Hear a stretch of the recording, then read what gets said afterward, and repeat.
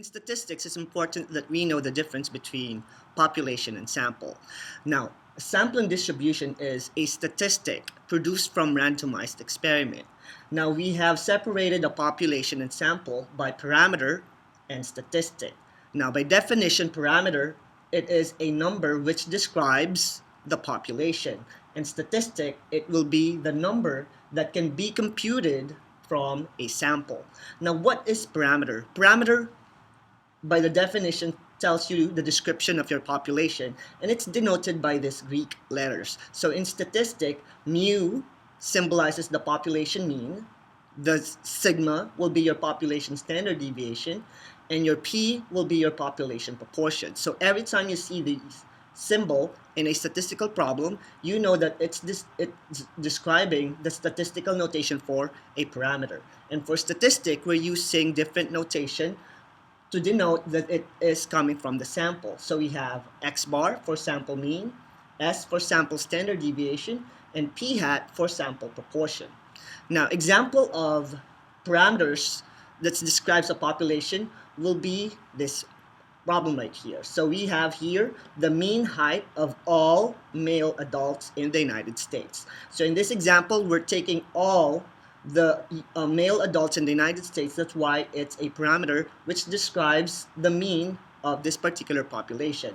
And for statistic, it would be the mean height of the male students in room 20 during third period. And if you'll notice, the difference is that this one is more specific to a certain group of students in room 20 during third period. That's why this one will use the statistic or the number that can be computed to find the mean or the standard deviation or the sample proportion.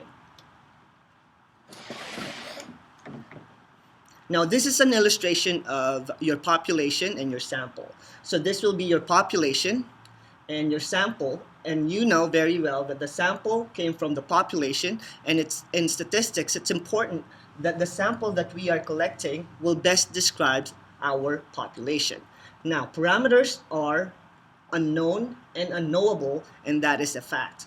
Because if you will imagine, if we're trying to find the average height of all US adults, it's not going to be possible to collect each and every male adult in the United States. So that's why parameters are just describing your population, because the actual value of your measure for your parameters will be unknown or unknowable. Whereas in sample, it's based out of the population, so there's a way on how to compute for the mean or the standard deviation or proportion for this particular group of individuals. Now, we make inference of the population by taking sample to calculate a statistical related to the parameter of interest, which means we want to describe the population, and the only way we could do that is to take sample. Now, it's very important that our sample or the sample that we're collecting will best describe the population, so we need to learn some statistical technique on how we'd be able to find or compute for the statistic describing our sample, which basically tells us how the population behaves. In statistics, one of the most important theorem will be the Central Limit Theorem. Now, by definition, as the sample size increases, the mean of the distribution approaches a normal distribution and the variability decreases. Now, in this particular illustrations that I have here the distribution of some of the rabbits that we weighted. So here we have a sample of 20 rabbits. In the middle, we have a sample of 200 rabbits, and here we have 2 million rabbits. So imagine we tried to collect and record the weight of all the rabbits that we will see. So for 20 rabbits, you will notice that the spread is really, really high.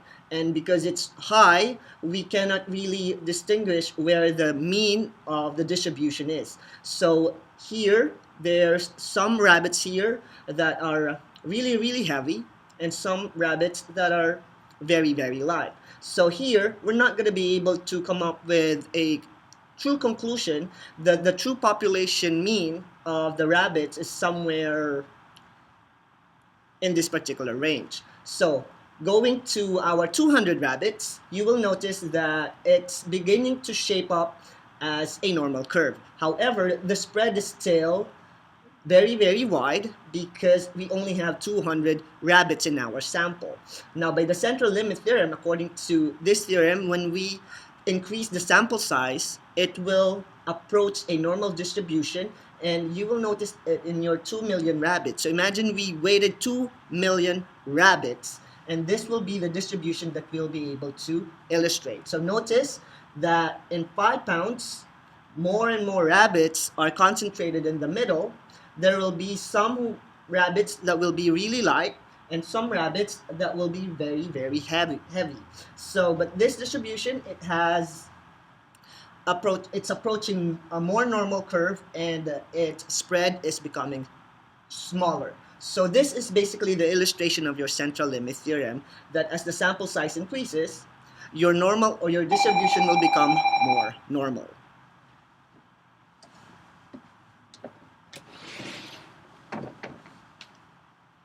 Now, variability of a statistic.